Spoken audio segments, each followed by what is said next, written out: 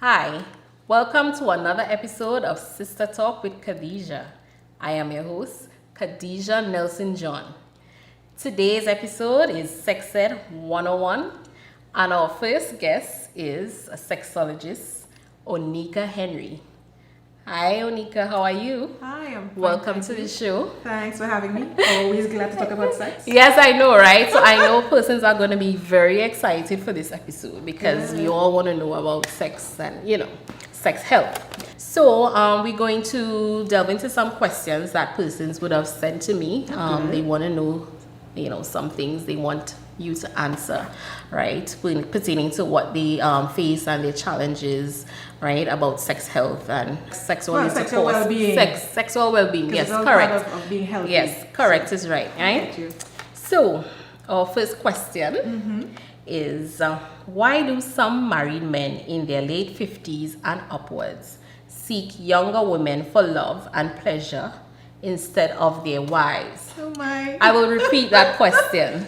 Why do some married men in their late 50s and upwards seek younger women for love and pleasure instead of their wives? So I'm not even sure if that's an answer for a sexologist. It sounds more like maybe a Psychologist. psychologist or a counselor. Well, or maybe marriage they counselor, mean couples counselor. sexually. Maybe But- they seek younger women sexually. But I do have a viewpoint on what I think. Sure. I don't think it's even limited to men in their 50s. Right. But I think what the person is asking, I'm going to assume, is that as men get older, you expect, okay, so they're maturing, they're settling down, so why would they be, going after somebody younger than them, and they have a committed partner at home? So there could be a number of reasons. So one, in long-term relationships especially, so if this person is or has been married for a while within a long-term relationship, if we don't as people keep that sexual interaction dynamic and interesting, it gets boring after a while. It gets to be a routine. And so sometimes it's simply seeking some kind of pleasure, something that's a little bit outside of the box, outside of the norm. And so looking for some kind of satisfaction from that aspect of their life. Right. Sometimes men at that age are going through what we call that cliche term, midlife crisis. Yes. Where, they're wondering, okay, so what is the meaning of life? And they want to be relevant, they want to feel, youthful again. And so trying to recapture the essence of the excitement and that joie de vivre for life that they had when they were younger. And they feel that perhaps one way to do that, is to hook up with somebody who's much younger than they are. And so those could be some of the reasons why. As well as it could really be that things aren't working out very well at home. At home, right. And so they're simply seeking to have their sexuality and their vitality, reaffirmed, right, by somebody else. Yes, I was going to say that maybe, they're seeing that they're getting older and it's like, oh my God, I'm getting older. If I go with someone younger, I might feel young again. I feel like, yes, I'm not going to die soon. That's right. I feel relevant. Yes, and you feel important. And somebody you feel younger looking up to me. So maybe there might be a little bit of a power dynamic in there. Where as the older person in this relationship, they are the one in control, in charge. Somebody's looking up to them for guidance. So it could be some of that too. And what about sexually? Do you think there may be an actual sexual reason why they may do that? So once again, it may be, like I said before, getting boring or routine at home with their committed with their wives. So that might be it too. And once again, proving that they still have it. Right, someone younger, somebody still want me. Right, Like okay. And then they tend to take Viagra and these things usually, when they have to take up a younger person. So for a lot of men, their sexuality is a really key part of who they are. Yes. And so if they think that they may be losing that or losing their edge that way, they want to gain that back. Right. What am I as a man if I'm not able to be have any kind of sexual prowess. Right. So that could be a reason as well. So we'll move on to question number 2.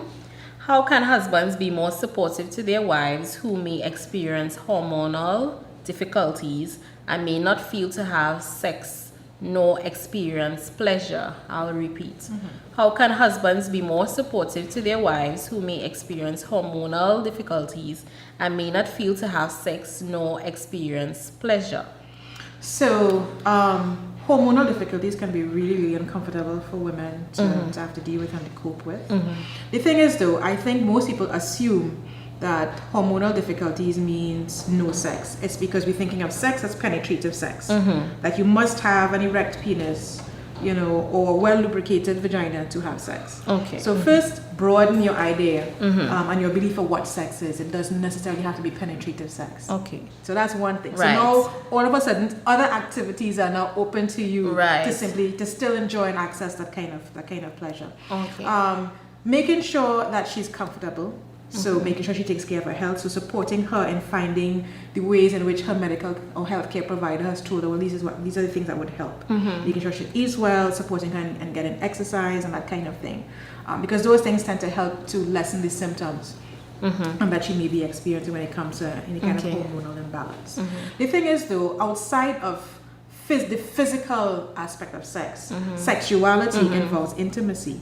And so she still would love, I think, to want to feel loved. Yes. So going out on dates still, you know, playing games together as adults, exploring other ways of being intimate. So even if it's just an erotic massage or different kinds of touch, going out with her to have a makeover, image consult, you know what I mean? Things that make her feel good. Because I don't think it is that she doesn't want pleasure. I think everybody, especially if you're going through something so uncomfortable, would want to still experience some kind of pleasure. And joy in life, and that is actually what helps to ease the symptoms. Right. So intimacy, focus on a lot of intimacy. Yes. And that may actually help for her to become sexually active I and believe interested so. again. Is there anything she can do, probably medically, that can help as well? So her healthcare provider may suggest certain types of hormone replacement or hormonal treatments that might help. There are also natural things that she can do, she can try. So she can choose to go to a non-traditional healthcare provider, like a naturopathic doctor. And that person may suggest organic types of medications that would help. Okay. So there's a brand, I don't know if it's available locally, called Allurex, Allelurex. I think I heard about it. And I think there's also Vigorex, Vigorex, and those are specifically designed for women to help to stimulate sexual desire. Okay. So looking at organic ways, as well as there may be things she can do in her diet. And there's some herbs that really help someone, so she may need to explore those things like moringa, help a lot of women. Maca, ashwagandha, those are some of the things I can remember off the top of my head. And I've heard for some women that vaginal steaming helps. Okay, nice. Which we are going to get into later on in the something episode. To check out. Yes. And so, what do you think might be the reason that she has this hormonal imbalance? So that's for a medical care provider to answer. I'm not going to be familiar with what may cause hormonal imbalances.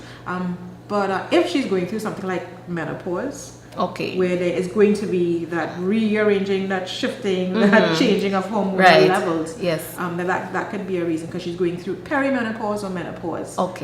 So there may be medical reasons or health reasons and biological reasons why she may have that hormonal challenge. Okay, nice, right. So question number 3. Is sex education relevant for children at the primary school? I'll repeat, or I will say, do you think that sex education is relevant for children at the primary school level? Sexuality education is relevant from birth right through till we're senior citizens. Okay. So, so from birth to the grave, it's relevant. Right. And here's what I mean when I say even from birth. The energy that you give off when you're changing a diaper, the things you tell your children when they're potty training, give them a particular way that they're going to feel, or make them feel a particular way about their genitals and about their bodily functions. And all those things are part of a healthy of becoming a healthy sexual person. As well as toddlers. I mean, by the time a child reaches the age of 3, they already understand their gender. They know who they are and how they're going to express themselves as masculine or feminine. And by that age, they also have a particular attitude about their bodies. So the belief about their body and their body image would have already developed at that age. And so even before primary school, preschool, we have particular lessons, particular topics that we're going to be teaching, and of course it just varies throughout the lifespan. Yes. But definitely it is relevant for every age and stage. Right. Even for the younger kids, we teach them about consent from age 3. Okay. Yes. Yes. Yeah. So respecting body boundaries, learning about the correct words for the anatomy, Right. so you can describe how you're feeling or what's happening, or if somebody has touched you inappropriately. Okay. All right. Understanding boys do this or girls do this in our culture. Right. What's allowed, what's not allowed, or Yes. what anybody can do regardless of their gender. Yes. Right. So all of that starts from. Yeah, that's a nice way, an interesting way of teaching them sex ed. Yeah, it's not literally okay. This is how you're gonna do the act. You lie down. In fact, I think that's a misconception about sexuality education. Okay. Sexuality education involves, well, we use a particular framework called the circles of sexuality to teach about sex. And the circles include sensuality, so you talk about how the senses are involved, what turns you on, your fantasy. We talk about intimacy, so that's liking, loving, vulnerability, emotional vulnerability, negotiation. Then we talk about the body itself. You talk about the sexual function, your anatomy and your physiology, STIs, pregnancy, and then we talk about sexual identity. And we talk about all this and all of this primary school at the primary school level. No, this is right through the lifespan. So there's some of those things that will be relevant at certain ages and some that won't be relevant. Okay, yes, understand. And then there's also sexualization, which is sex, how we use sex to influence and to have power over someone. Yes. So definitely relevant. Yes. Before primary school. Even before primary school and throughout. Throughout. Nice. So we move on to question number 4. What are some tips you can give for sexual vitality and sexual health? So I'm going to assume that when they say sexual vitality, they mean always being interested and able to engage in sexual activity for almost all of your lifespan.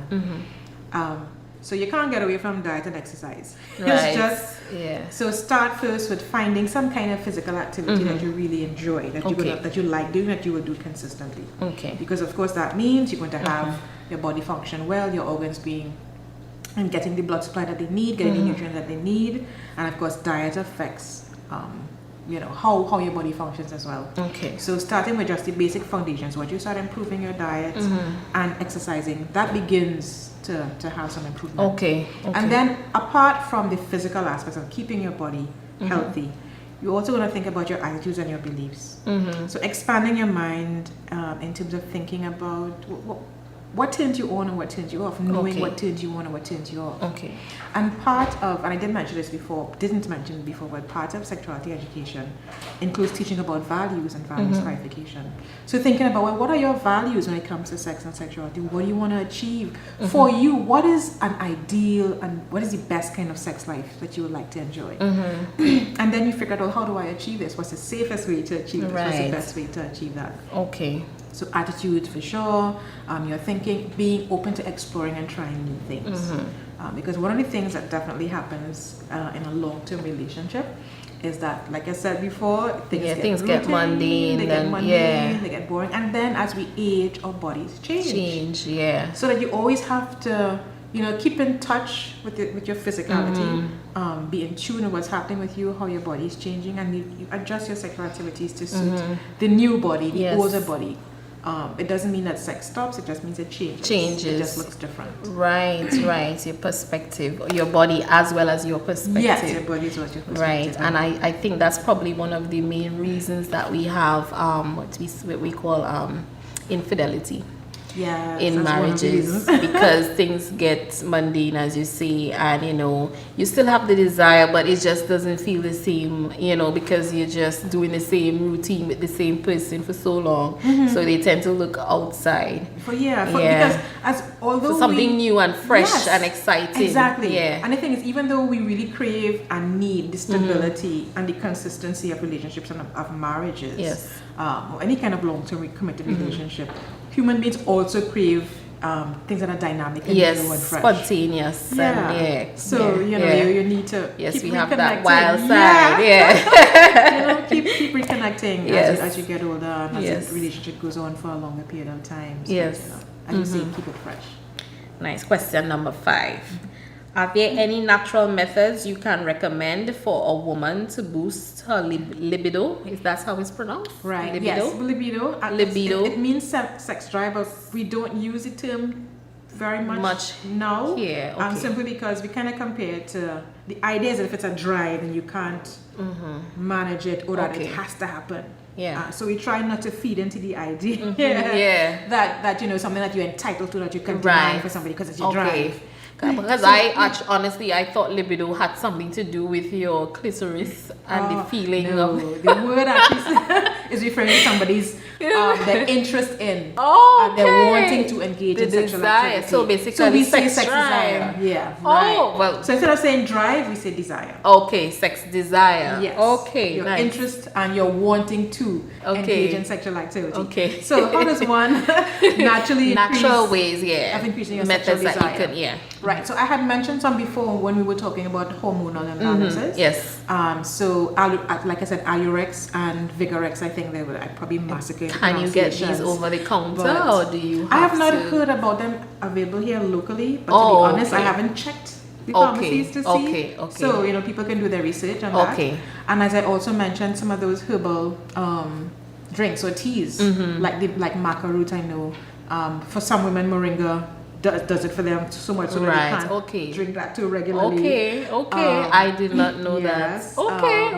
Yeah, I've heard. I know for sure. I've heard women talk about that. I know moringa is good, but I didn't know it helps with your sexual for some people. Yes. Drive. So depending on what your body needs, because everybody's different. Yeah. What your body needs. Right. Pulling Right. The nutrients that you need for that aspect of your function. Yes, understood. Yeah. Ashwagandha as well. So if you go to like a herbalist, they can actually recommend particular types of herbs and teas and drinks that would help overall with body function, but they also help with hormonal balance, which could also then affect or influence your sexual desire.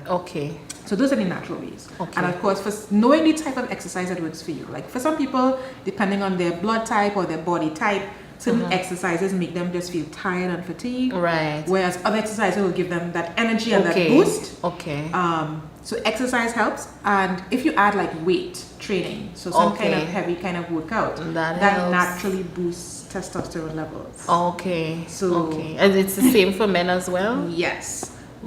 So if you add a little bit of weightlifting to your exercise routine, you find that naturally that may boost testosterone levels, and that seems to also influence the desire to engage in more sexual activity. So basically, if you're at rest, meaning not sleeping, but if you're not that active physically, it can affect. That can affect your sexual desire. Yes, and your sexual functioning. So you could just get lazy, basically. Everything gets lazy. Everything gets lazy. Like the mind and the body parts. Yes. Okay. So those are the natural ways when it comes to the body and the physical tools. For sex. If all of that is well and you're still not having a desire, then we're looking at psychological and emotional reasons. Right. And that's a whole different way of that's assessed differently. In my office and when you come to see me. So do the weightlifting for the vagina. Get perhaps your yoni eggs to help. To keep the muscles healthy and to keep blood going to the area so that they're nourished. Your diet, your exercise, and simply enjoying your sensuality. Keeping yourself looking good, feeling good, having a right attitude about sexual energy.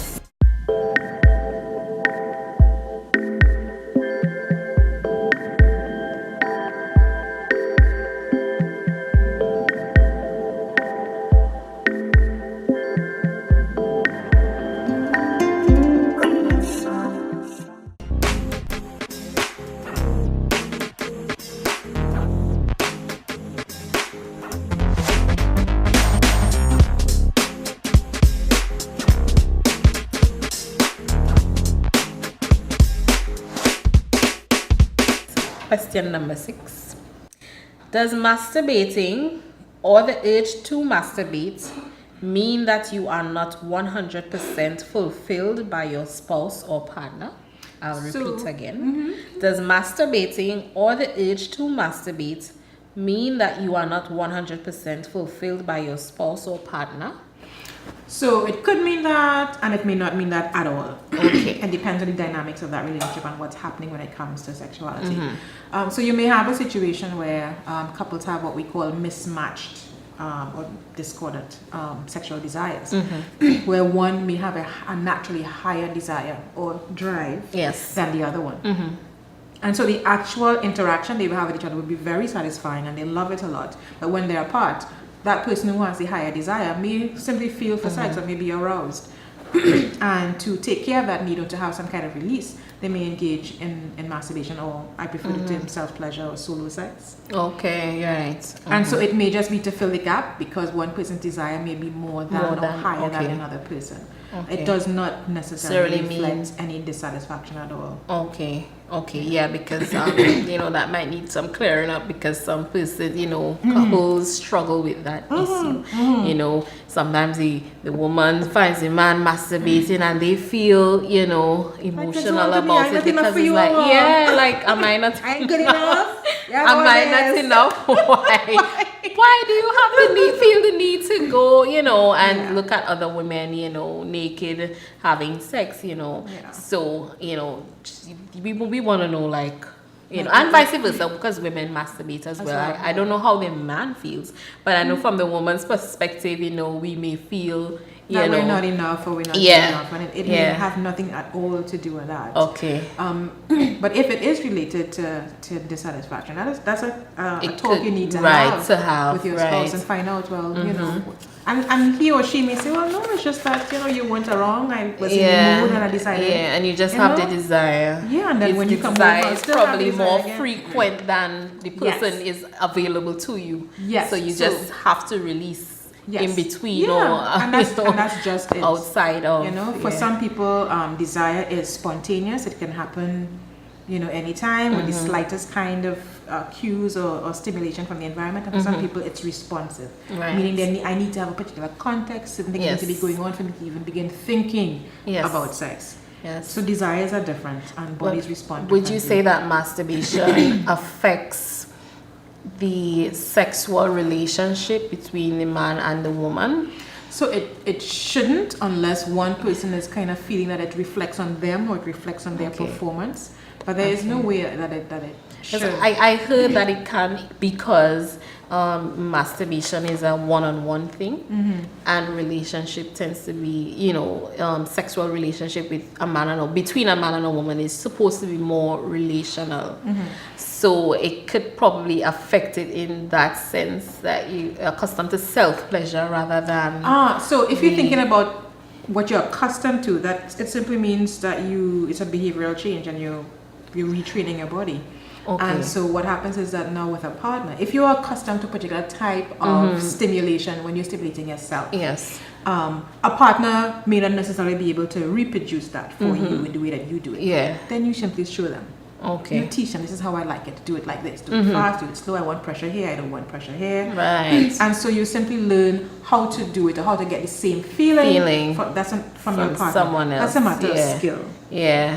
It's a matter of communicating with your partner, and then figuring out, okay, this is how I like it. This is how we can try different things and see how this works. Okay. So that's the only way that may cause a problem. If you're not telling your partner or showing your partner, this is how I like it done. This is how I would like you to do it to me. Yes. So communication is important, even in sexual intercourse. Always, especially in sexual intercourse. Yeah, we like to not communicate that one, right? Yeah. Right, so we're on to question number 7. Ooh, this is an interesting one. So, I am unable to squirt during intercourse, although the strong urge to do so is there. Ooh. Can you shed some light on this? I can repeat that question again. I am unable to squirt. I don't know what the medical term for that is, or scientific terminology. During intercourse, sexual intercourse, although the strong urge to do so is there. Can you shed some light on this? So they feel the urge to squirt, but it's just nothing is coming out only during intercourse. Right. Yeah. So I probably need to know a little bit more. Yeah, to kind of fully understand. Yeah. But in terms of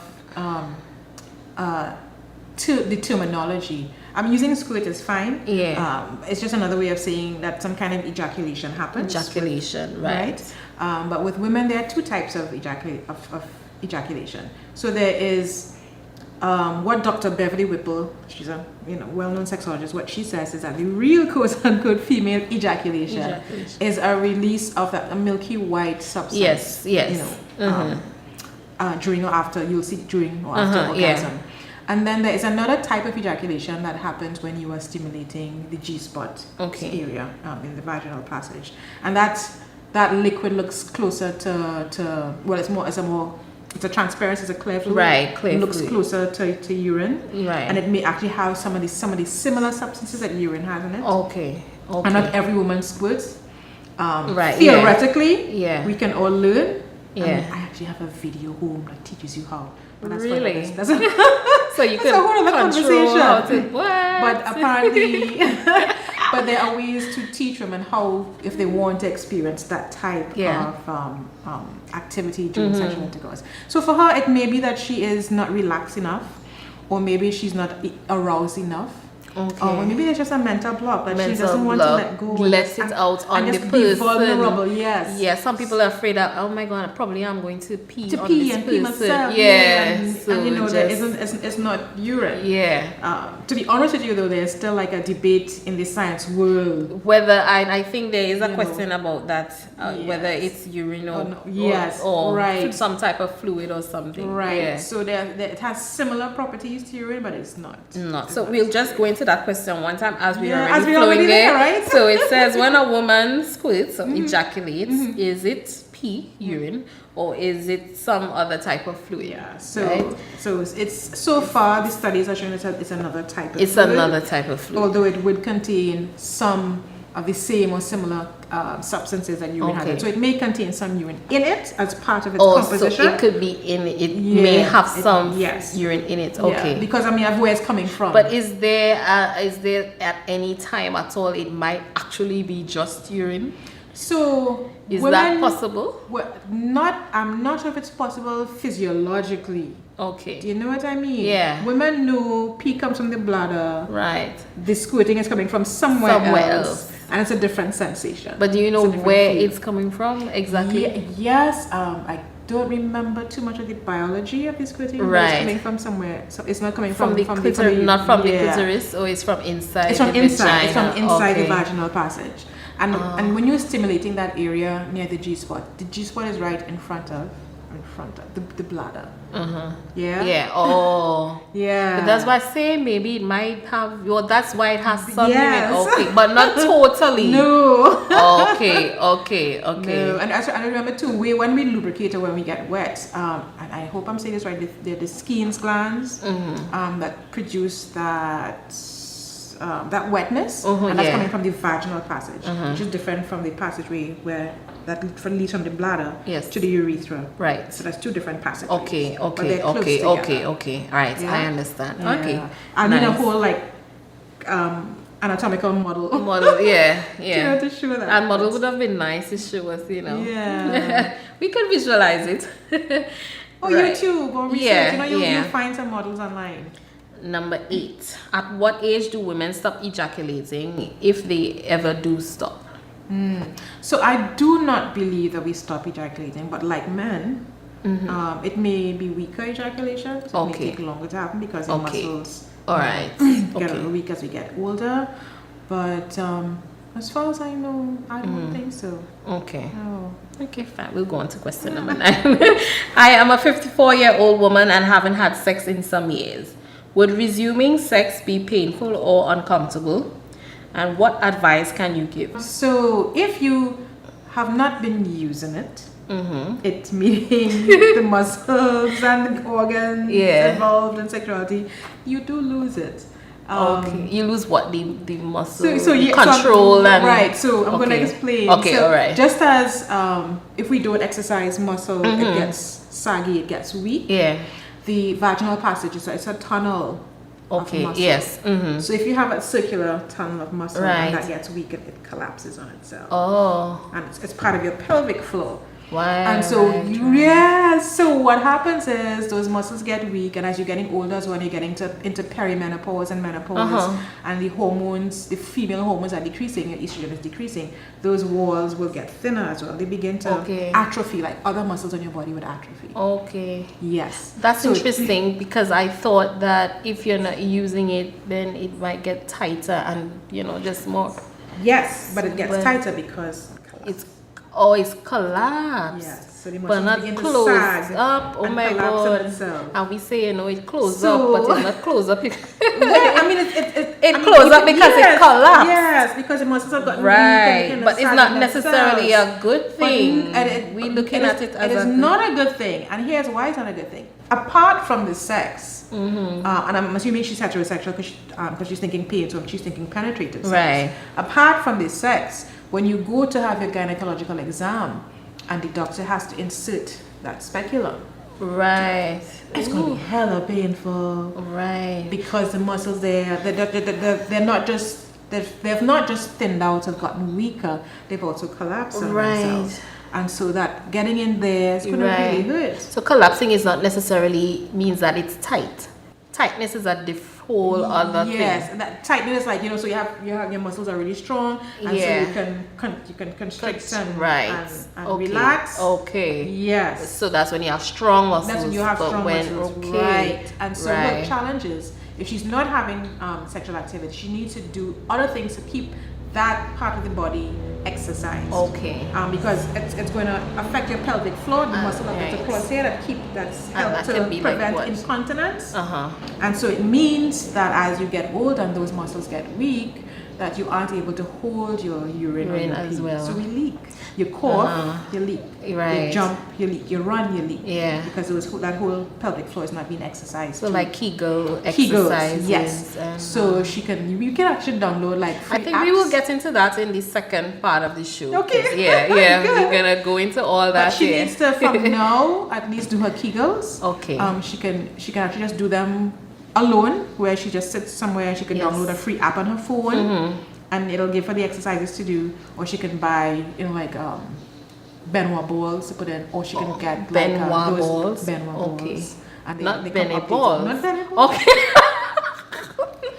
No sugar in the sugar bowl. Not good. No sugar in the sugar bowl. But I'm just making sure. And and she could also get like the uni eggs that she can insert to help keep the muscles strong and healthy and keep blood going to the ear, to the muscles thin out, etc. Okay, nice. Yeah. Great. Question number 10 is just two more questions. How does going through menopause affect your sexual drive? I think you kind of went into we kind of touched on that with the hormones. Touch on it, right? Yeah. And question number 11, even if you are not sexually active, what can a woman do to keep her body and vagina healthy during and after menopause? Right, and that's the same things that I just talked about. Doing your Kegel exercises, incorporating Benoit balls, and they have some more updated Benoit balls with that vibrate inside there. Okay. And they're weighted, so you have to squeeze and clench to keep the weights in. So it's weightlifting for the vagina. Okay. So do the weightlifting for the vagina. Get perhaps your uni eggs to help. To keep the muscles healthy and to keep blood going to the area so that they're nourished. Your diet, your exercise, and simply enjoying your sensuality. Keeping yourself looking good, feeling good, having a right attitude about sexual energy. And I think that's I like how you say sexual energy. Yeah, it's a real thing. Yes. You can actually create sexual energy that and you can move it through the body. Right. And have full body orgasms. What? Okay, we don't have time for that, but I may have to bring you on the show for us to talk about sexual energy and full body orgasms. Okay. Which means you don't even need a partner. What? Oh my god. So for all the single women out there, I don't think my husband will be very happy to hear that, but but then when you do have a partner, you are exchanging more sexual energy. Yes. So there's the tantra things, the breathing techniques where you connect with your partner, and there are lots of things. I think I have to definitely have you back on the show so we can have a part 2 and go deeper into more of this, right? So we're finished with the questions, but I want you to just tell us a little bit about you know, your sexology training and why you decided to go into sexology? Is it something that you always desired, or is it just, you know, as time went by, you just realized, hey, I want to know a bit more about sex, and you know? Right. So I don't know if there's anybody who grows up while they're young thinking, when I grow up, I want to study sex. Yeah. First of all, it's never really presented as an option on career day. You know, it wasn't a subject in school, so you didn't even know. I didn't even know that you could get a degree. Yes. You know, I just thought it was something people would study on the side as a minor to a main degree. Yes. So what for me, I was working with the Tobago HIV and AIDS Secretariat some years ago. And so, as an information, education, communications officer with the HIV Secretariat, I became interested in the choices people make around their sex and sexuality. Okay. So it was like, why do we take these kinds of risks? And then how do I help people who have STIs to be able to enjoy their sexuality? Okay, And so other issues came out of just dealing with an infectious disease, you know, talking about relationships, about sexuality, about safer sex. Yes. And then people kept coming to me for information about their sex lives apart from dealing with HIV and STIs. And because they kept coming and I didn't have enough information, I'm like, okay, there's a need. To know. Yeah, and then I'm seeing the challenges our youth are having with negotiating their sexual lives. Yeah. We really, really do need to do a lot more programs for young people so they don't make the same mistakes we do. Yes. And that's how it started. So I began doing some research online, trying to get some training, get some online courses, and then I found a couple of universities that would specialize in sexuality. And so I chose university which had a program that was strictly on sex. So I have a degree in sex. Yes. And the focus of that degree was in education. So I could do curriculum, I could do lesson plans, I can train other people to be sexual health professionals. Yes. And then I went to Sex Coach U and did clinical sexology, which is how I became a sex coach. So I can do the counseling part, the therapeutic part, working with couples and with individuals one-on-one to help them heal. Were these heal. studies online, or you went to the school? So Sex Coach U was online. It's online. It's still online. Not locally. Well, there isn't there are very few places in the world to begin with, where you can have a degree or training in sexuality. Okay. And Sex Coach is one of the only places I know that train persons to be sex coaches, at least in the Western world. I'm not sure what happens in Europe. Right. You know, they may have their own training as well. But I went to Widener University in Pennsylvania. Okay. And that's where I did my degree in sexuality. So I do education and then I do the counseling and coaching. Nice. That's excellent. And do you love it? Never a dull moment. Yes. So you feel like you found your passion, your calling. Well, one of them, yes. One of them. I do lots of other things too. I love theatre. Okay. My first degree is in theatre arts. Yes, it's true. Yes. My first degree is in theatre arts with psychology and I love psychology as well. I think that's probably what I'll further my studies in. I'll probably do my PhD in psychology. But yeah, I do like what I do. I like seeing how people respond. Right.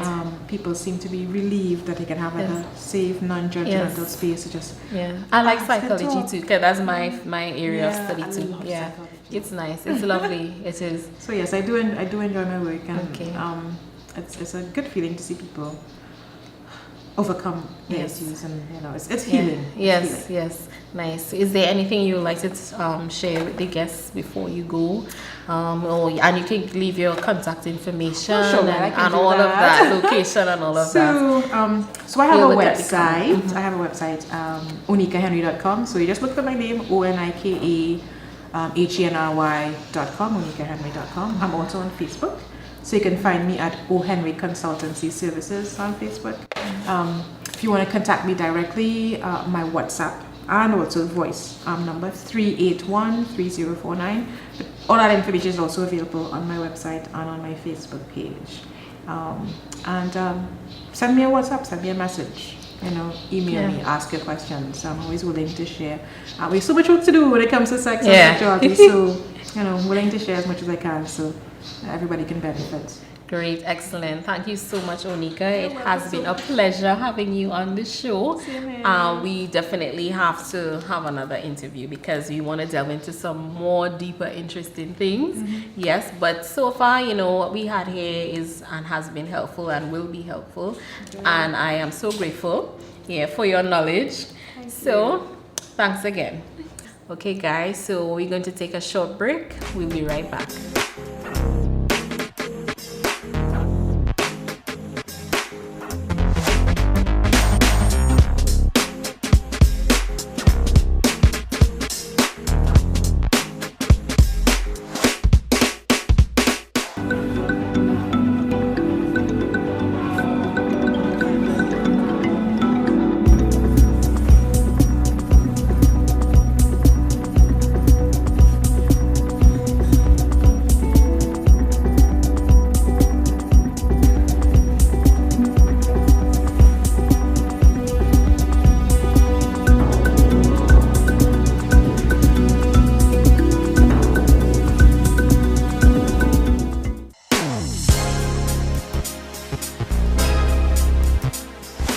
Hi, welcome back to Sister Talk with Khadija. I'm your host, Khadija Nelson John. Today's episode is Sex Ed 101, and our second guest is Renee Devines Gordon. Hi, Renee. Hi. How are you today? Good. Thank you for having me. No problem. Welcome to our show. Awesome. So, Renee is a yoni steam hydrotherapist, Yes. correct? I'm awful. Tell us what is a yoni steam hydrotherapist. Basically, I steam vaginas for a living. That's the simplest form of explaining to people, and I get a lot of oohs and ahs like, what? Ooh. But I use herbs to deliver feminine health and wellness. Nice. So I steam. There's a traditional method of steaming the genital area to help with any feminine ailments or anything.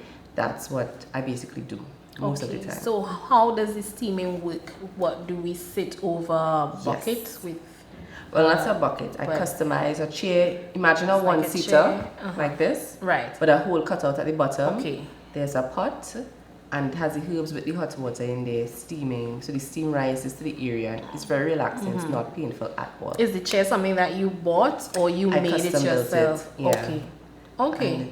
And the ladies wear gowns, so it's Okay. nice and flowy. So it's not as though you're naked. Right. It's not as though you're wearing something short. You're basically covered, Right. but you have no underwear underneath. Okay. And how long should a steam last, or does a steam last? No more than 40 minutes. No more than 40 Yeah. minutes. So what are some of the benefits that comes out of Oh. yoni steaming? Everything positive. You can use it. Ladies suffer a lot now with like fibroids and PCOS. Endometriosis really helps in reducing the cysts. It helps with the just bringing healthy oxygenated blood to the area. Right. And once there's healthy blood in the area, toxins can't stay. It's gonna flush it out. Yes. So it's not as though we're doing like a clean per se, because I know a Right. lot of people say, well, the vagina can clean itself. Right. Yes, but sometimes we need that extra detox. Okay. You know, Nice. so it really does help draw the toxins out, and it doesn't come out the same time. You see it when you menstruate. Okay. So you will see the Okay. difference during that time. Okay. It will be a more pleasant menstruation. A lot of women say they hate their period, but when you come to me, you realize it's not Yes. as bad as you think. Okay. You Okay. change your perception of what a period is and Okay. what your reproductive organ can do. Okay. So can you steam while you're menstruating, or it's No. only for? Only you can't Okay. steam when you're menstruating. You can't steam if you're pregnant or think you may be pregnant. Okay. If you have an IUD, like a Mirena or a copper T that those ladies used to use long time, a loop, anything like that, Yes. a coil, that's a no-no as well. Okay. Because as the tissue softens, it can dislodge. And Okay. we don't want to cause any harm. Right. So, Okay. So tell us, how did you get into yoni steaming? What gave you the desire to be a yoni steamer? I was teaching high school for 4 years, Okay. and every month I would be in severe pain for about 4 days. Right. And it reached the point where I had to be hospitalized. Yes. Birth control pills wasn't helping. It was actually making the matter worse. And I just was on the verge. I mean, it was like 30. I think I was 32. And I was like, at this point, I just want to have children and have a hysterectomy. Right. Or find a weed man, because I can't function. Yeah. Yeah. And even if it's not the pain, it's the diarrhea that goes with it, or the vomiting, and Okay. it was too much. And I started to look for international help, because Okay. doctors were just giving you painkillers. Right. And I know I had PCOS. I was diagnosed a while back, but I wasn't given any form of treatment more than birth control. Right. And I wasn't really with that. And I saw this yoni steam thing popping up, vaginal steam. I'm like, what kind of nonsense is this? Why would you steam your vagina? And I'm like, this makes no sense. I mean, you know, you can steam your hair, but steam You your can vagina. steam your face, You but steam it's your like, face. why? Yeah. It's like, steam is supposed to go there. And then I kept on getting these pop-ups, and I kept on doing research. I love doing research. I love watching documentaries. So I'm doing the research, and I'm like, oh, but we do this down here. Yeah. After you make a baby, Yeah. that's what you do. Right. Yes. Yes. So- Traditionally, Yeah. it's a traditional, normal thing. Yeah, it's not a fad or something. Yeah, they it's say you something sit that over your do buckets for how much days? With your and hot plum yes, brush that what or we your know. Epsom salts Yes, and- yes. So we have been uni steaming and we don't even know. Yeah. Just another name. They Yeah. just call it something different. Yeah. So I went to my mom, I asked her, and she was like, yeah, that's normal. I was like, but you could do it besides having a baby. She was like, I don't know. So kept on doing research, spoke to the owner of the business, Love My Room Academy, and she's like, yes, we do it. You learn how to do it for yourself, but you can also make it a profession. Right. And I'm like, well, if I'm spending all this money to go away, I might as well get certified. Never thought about leaving my job at that point. Yeah. I was like, well, I just do it on the side as a side hustle. Yeah, yeah. And by the time I got back from Atlanta, certified, I was like, I don't think I could do teaching anymore. Yeah. I think I need to devote all my time to doing this Yeah. because I'm not the only lady going through Yes. this issue, Right. you know, and it took off from there. Well, you are the first person that I've heard about that's doing this as a business in Yeah. Tobago. Yeah, so when I heard about it, I'm like, yeah, this is really interesting. Yeah, this is really interesting, and I like it. Yeah, I'm the only person in Trinidad and Tobago that does it Really? how I do it. Really? So in it's- Trinidad and Tobago? Okay, Yeah. that's excellent. Yeah, so there are other people that sell the herbs, which is awesome, so you can do your steaming at Right, home. at home. But to like actually go to somebody Right, yes. that is qualified, because Yes. you can't just. I mean, you don't go to somebody that think they know how to do hairdressing. Yeah, You yes. will go to somebody that's a hairdresser Yes. if you want the best. Yes. So you would go to someone qualified to do it. I mean, I think a couple people are doing the business now, and that's awesome because we need Okay, more women to be aware. yes. But I don't want it to be just a thing to do. To do, yes. It's like it's a serious It's a thing profession. to get yourself Yeah, into, it's a and correct. you have to understand that these people are trusting you with a very delicate part of their body. Yes. So you need to be serious about what Yes. you're doing and give them, guidance Yes. of what to do after. Yes.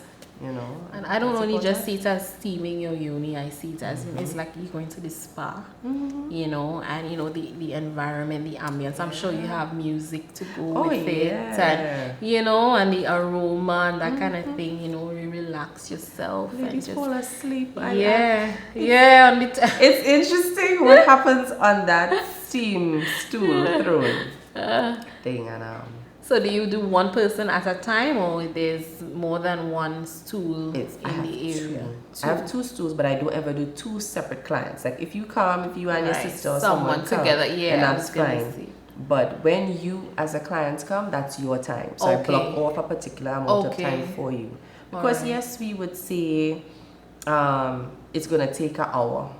The entire thing may take an Right. hour. But when you get there and you start to unpack, because we do a consultation before, Right. and we started to unpack about your emotions, and we started to connect your brain, your emotions to your vagina, Right. and why you're feeling the way you're feeling, how it's affecting your job, affecting your marriage, affecting your relationship with your mom. Right. I'm not gonna rush Yes. you Right. and say, well, you know what, Yeah. time's up, stand to Yeah. steam. No. Yeah. You need to get stuff Yeah. off, and you feel comfortable enough Yeah. to share it with me. I'm not gonna rush you. So it's a very Yeah. intimate time that I want women to enjoy. You're right. Yeah. So, earlier in this episode, we had a sexologist, Yes. and we discussed, sexual issues and sexual health, basically. So, what are some of the sexual benefits of uni steaming? Oh God. Moisture is a big thing. Right. And before we even get to the steaming, when we do the consultation, that is a question that I ask. Do you have vaginal dryness? Do you Yes. have a low sex drive? Yes. And women that have that, I say, well, here, there are herbs to help with that. Not just in steaming, but you can take it, you could drink it as tea. Yes. You can put it in your smoothie. You can have it in a capsule form, but it's a root or a leaf or a flower or something from Yes. the plant that is organic and healthy, little to no side effects. Okay. Most in terms of side effects would be after a while you need to stop taking it. So let's just say there's a particular herb that I recommend for women that have long periods, especially if it's going beyond 7 days. Right. But I would not recommend that they take it for 3 months straight. Okay. So Okay. you take the herb for a while, And if it doesn't stop on its own, because you'll stop, if it doesn't stop on its own, then I'm going to tell you, you know, you need to go back to your doctor. We need to try something else. Because I'm not saying don't go back to your doctor. Yes. I'm saying go to the right doctor so that we can work together to figure out what's going on. Yes. Yeah, so moisture, awesome. Right. You feel aroused after. Really? I've had, and I hope I can say this on Boost your air.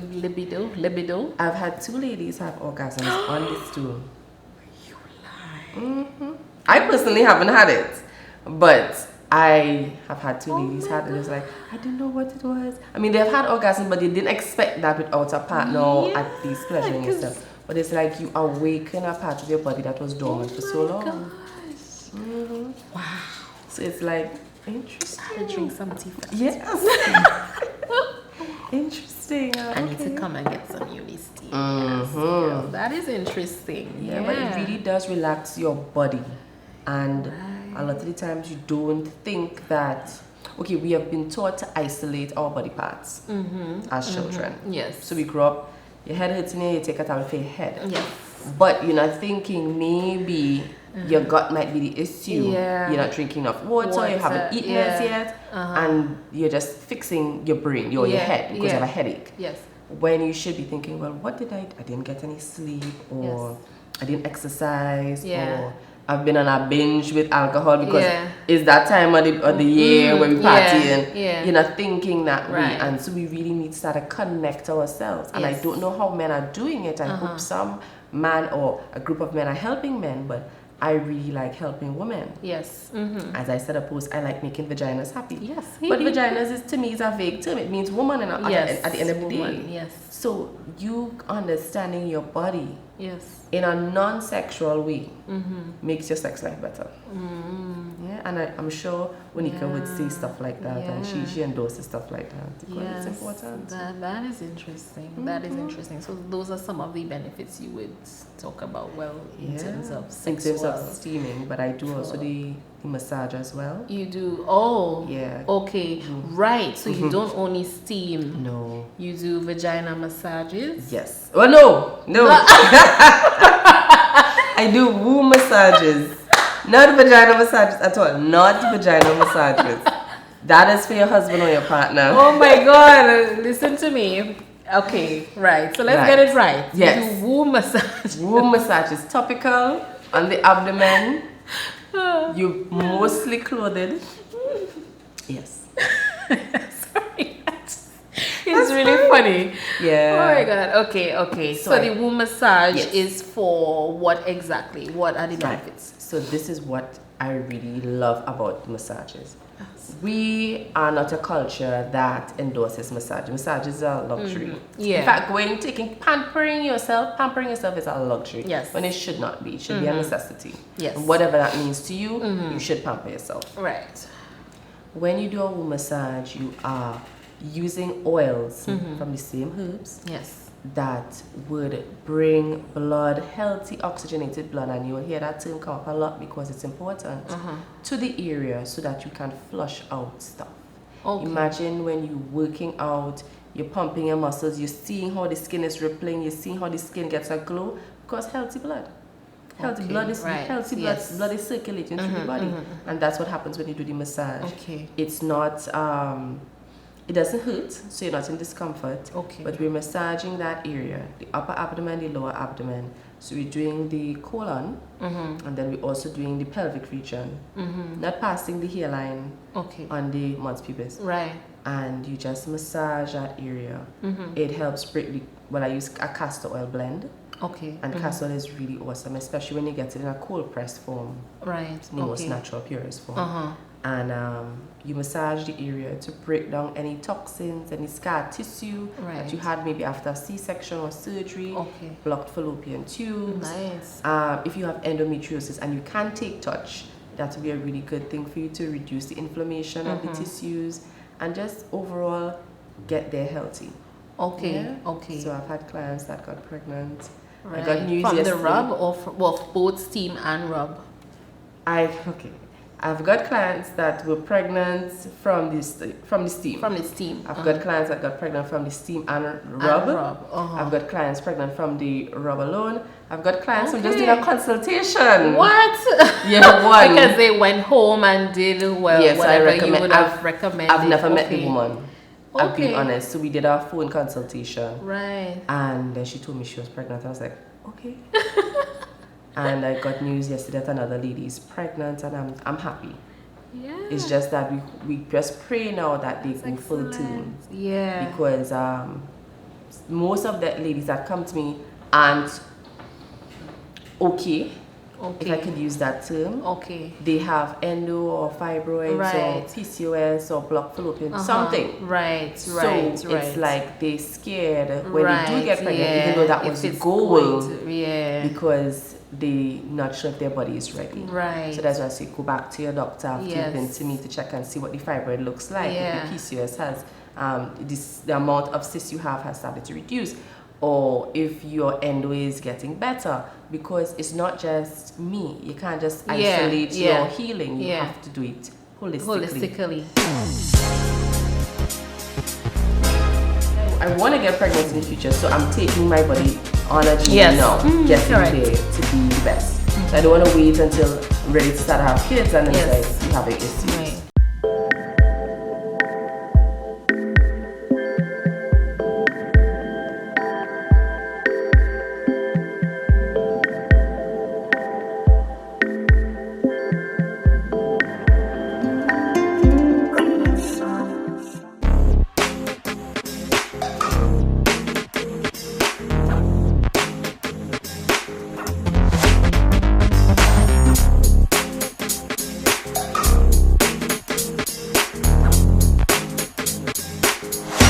So can you pass out a fibroid while you're doing a steam, or that's not possible? I don't know. Not I've never been Okay. taught that happens. All the Okay. things happen. You see changes, passing out stuff when you're menstruating. When you're menstruating. Okay, okay, nice. So I see you have some stuff on display here. Can you Yes. tell us what these are? So I have the You can take it oil. up if you like. Yeah. So I have the oil.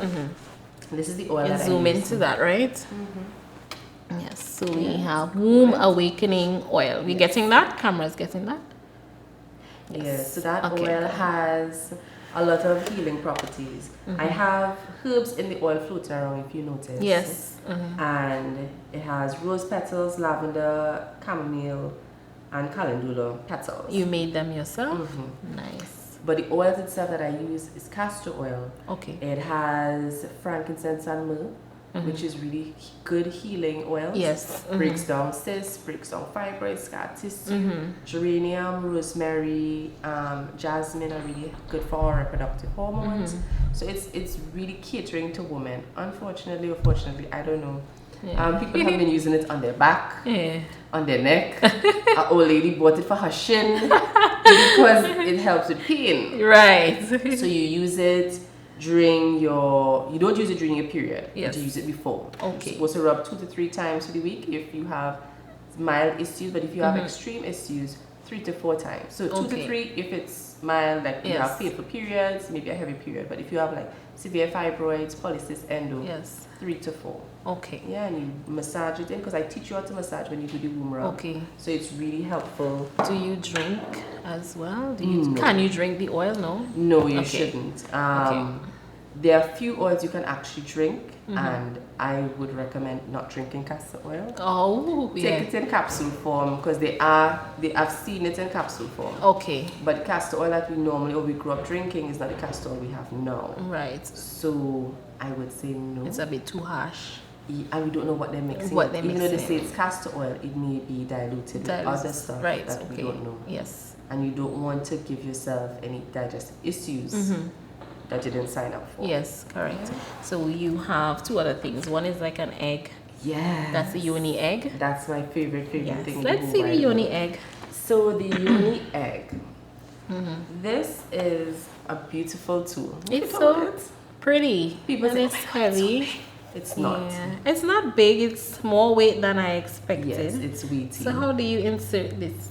Right, so it's inserted like a tampon. So the tail or the Push string end is out. Yes. this up. You take your time, you relax, you insert it. My God. And you do Kegel exercises with Okay, I it. now see why they say it's big. Because I'm imagining. But you remember your vagina But I is mean, if not you could take a vagina and you could push out a whole child, then it's possible. Exactly. And Yeah. your vagina is not just a narrow Yeah, tunnel. yeah. It's elastic. It expands. Yeah. Yeah, it accommodates. It 'Cause accommodates. we push, we have to push out a whole child. Yeah. So, yeah. So unless you are a lady that has vagismus, which is you have that pain around the vaginal opening, you can't tolerate even having intercourse, then you cannot use a large. That's a large uni egg. This is a lot, so they're smaller There's ones. medium and small. There's no bigger than this. No, that Okay, is as yeah. big as it gets. Right. And it's really good to strengthen your pelvic floor. So you just leave it inside. You don't have to do anything, or Well, you have to do something. Do some exercises. Squeeze and Squeeze release. and Okay. And the better you get at it, or the more that you do, you actually learn to inhale the egg. Inhale the air. If I can use that to imagine your vagina is pulling the egg up, Okay. so it's moving it up and down. And I'm gonna be afraid that I lose it all entirely, Virtually impossible. and then I'm like, where's the egg? Virtually I impossible. can't find the egg. Okay.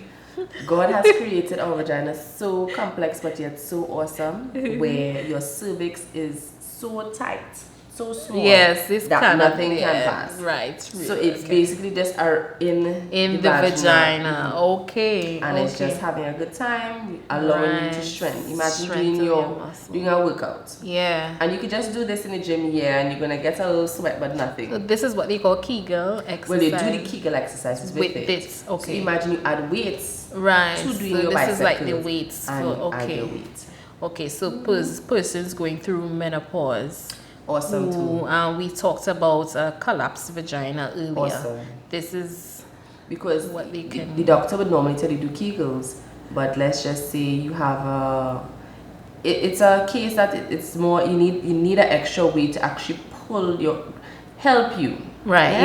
Yeah. So you insert it, you do the exercises, you take it back out, you clean it, you put it away. Right. How do you clean it? You just wash it with water Wash it and with soap. what You you can will wash. use soap. Yeah, what you will wash your genital area with. Right. Okay. And you dry it, or you can air dry it and then put it back in the pouch. Because when you buy it from me, you're not just buying an egg and you just go your merry way.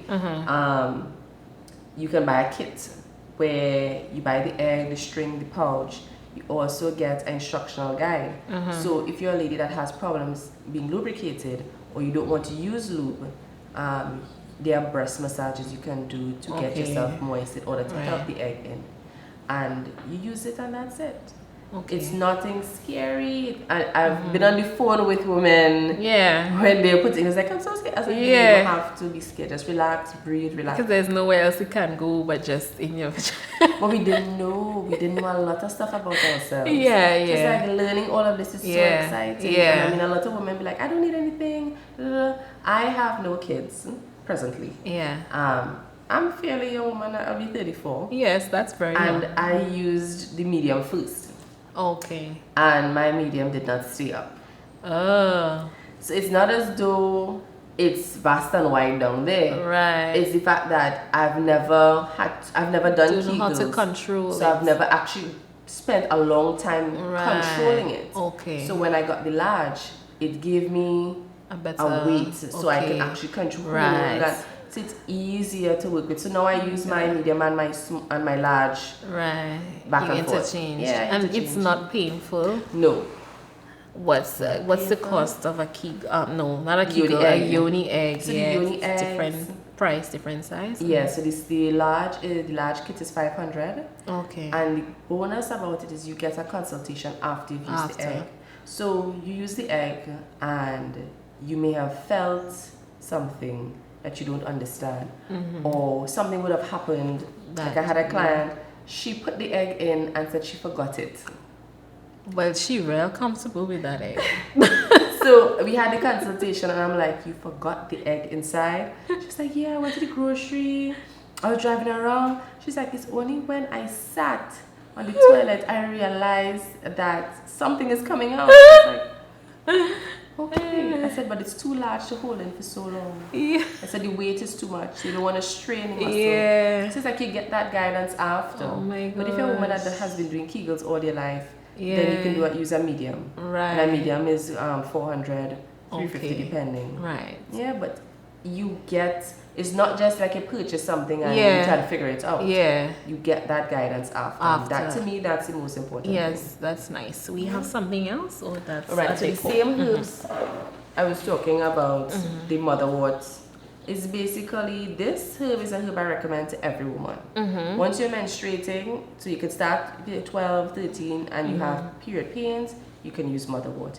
If you're a lady and you're going through menopause, you can use motherwort. It's really, really good.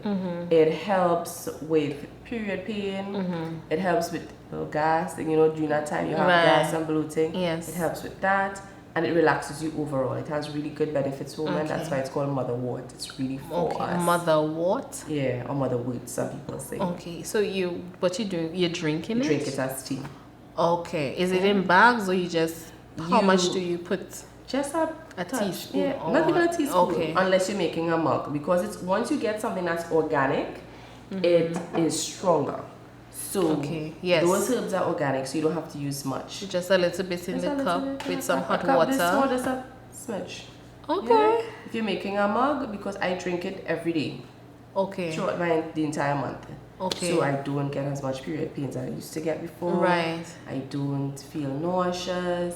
And you do your own uni steams as well. Yeah. Do you still have the PCOS? Or It's small. Small, There's okay. smaller, there are less numbers, and there's smaller in size. Okay. So that's awesome. Okay. Because the biggest issue with women that have PCOS is that we don't ovulate as often. Okay. So okay. getting pregnant takes Not some as- time. I'm the opposite of you. I get pregnant easy. So for me, it's something I want to get pregnant in the future. So I'm taking my body on a journey Yes. now, getting correct. there to be the best. So I don't want to wait until I'm ready to start to have kids and then Yes. it's like we're having issues. Right. So it's like getting your body health, because at the end of the day, we could use all these things, but what is the end goal? Yes. It should be health. Yes. Not tightening your vagina. Yes. Not, Yeah. getting that moisture alone. It Yeah. should be having a healthy womb. Oh, yes, correct is right. So seeing that uni steaming and uni rubbing is beneficial for, fertility. Womb rubbing. What did I call it? Yoni rubbing. Yes. Womb rubbing. yes, yes. Right. Sorry. Is beneficial for fertility. Yeah. Right. So women who are fertile or very fertile like myself, how do we fit in Well- that? How else would it benefit us? I tell should women say. that even though these things help with fertility, the biggest factor is the man. So Right. even if you're having sex, you still need to use protection, whatever that may be for you, or be cautious. Some people use natural fertility planning, some people use condoms, some people use birth control. It all depends. You're not just going to go helter-skelter because Right. I have clients that say, I don't want to get pregnant. I'm like, okay, fine. So we don't want to use herbs for you to get pregnant. But you remember that once you're healthy, Yes. it's a possibility. So you just need to know your body. So how would the steam and the rubbing Keep it benefit me? Keep you healthy. Other than just the Keep it tight, keep fertility? it right. Okay, yeah. Strengthen that Just area. general health, all round health, basically. Yeah. Because as I said, once there's healthy oxygenated blood going to an area, you can't get things that are not right living there. Can't have parasites, because fibroid is Yeah. like a parasite. It sucks the Right. life out of you. You would not get that. So eating healthy, and that's the next thing. A lot of women have issues and they come to me and it's like, what I could do to take for it. I was like, first things first, we had to change the diet. Yeah. So like your bread. And I'm not saying you become a vegan, yeah. but everything you put into your mouth, you have to ask yourself, how is this affecting my vagina? So you need to ask, okay, I'm eating a pizza now, fine. The pizza has meat on it, most likely it's commercial, and it has all these different hormones. So I know I'm not going to eat that pizza next week Yes. or next 2 weeks. I have to remember also to detox my body. And that is something old people used to do, but we don't do it anymore. Yeah. but they used to give you a senna or castor Senna and oil or salts something and like yeah, that. castor oil, yeah. But we need to detox our liver, kidney, and colon. Mm-hmm. You know much things we have in our colon from everything that we eat. Yeah. Years ago. Yeah, that affecting us up. now, and we have no idea why we having your body issues. just circulating the toxins Yeah. over and over again, and you're wondering why I'm eating, but I still feel tired. I'm still suffering with pain. I'm still going through different issues because your body needs a reset, and that's what a Yes. detox does, or a Yes. cleanse does, and that's part of the vaginal cleanse, the yoni steaming. You get that reset. So it's really good for, women that want to be fertile or not. It's just about maintaining the health of your reproductive organs. That's right. And once you have that set, you're good to go. Yes, that's right.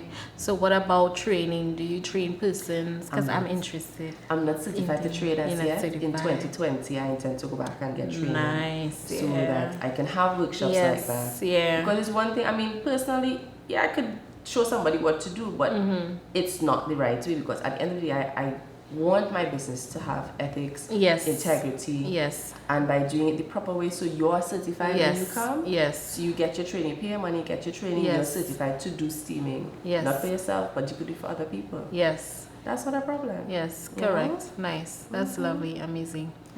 Renee, you can tell the viewers, you know, where you're located, how to contact you, and if there's anything else that you want to share with them, you can do so. Just look into the camera. So we're located in Lowlands, Oldfields, in Tobago, but we also come to Trinidad once a month, and we're located in Maraval there. You can contact me on 275-8352, 275-8352 via WhatsApp, or you can call. I'm also on Instagram and on Facebook as well. Every month we have different either specials or workshops, and it's very informative. I want to do something on uni eggs, like a Q&A uni egg session soon, so you can look out for that. And yeah, Okay. it's awesome. I love helping women discover themselves. Yes, excellent. I love what you do, and I think that, you know, it's really exceptional. And I think you're doing a great job. Thank Your you level very of much. professionalism and everything. Yeah, so that's good. Awesome. All right. Thanks for coming. Well, thank you for having me again. Okay, guys. See you next time on another episode of Sister Talk with Khadija.